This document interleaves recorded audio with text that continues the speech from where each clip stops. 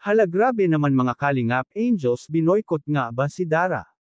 Bago ko ipagpatuloy ang maikling reaction video na ito, hiling ko lang natapusin ang panunood nito para malaman ang nilalaman nito, at kung bago ka pa lang sa munting channel na ito, paki-subscribe para lagi kang updated sa video ng mga Kalingap. At huwag natin kalimutan suportahan ang ama ng Kalingap na si Val Santos Matubang at si Kalingap Rab. Isang mapagpalang araw sa inyong lahat mga Kalingap.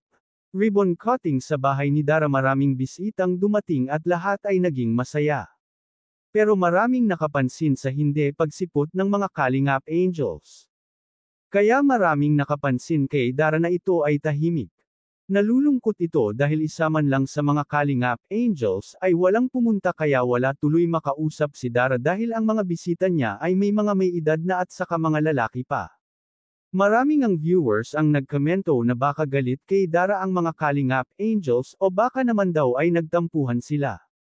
Kaya hindi ito nagsipuntahan. Maraming bisitang nagsasabi na napakalayo nga talaga itong bahay ni Dara sa kalsada, pero kinaya ni Dara maglakad makapasok lang sa paaralan.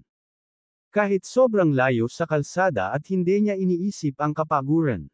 Naging emosyonal nga si Dara at nagpasalamat sa lahat ng tumulong sa kanya. Lalong-lalo na sa mga sponsor niya na walang sawang tumutulong sa kanya.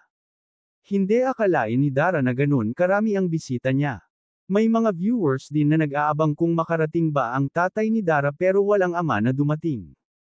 Pero okay naman kay Dara, andin naman ang tiyahin niya at lola na handang sumuporta sa kanya. Sa wakas may sarili ng bahay si Dara at hindi na mag-aalala ang kanyang tiyahin kung may bagyo man na dumating, dahil maganda at maayos na ang kanilang kalagayan magkapatid.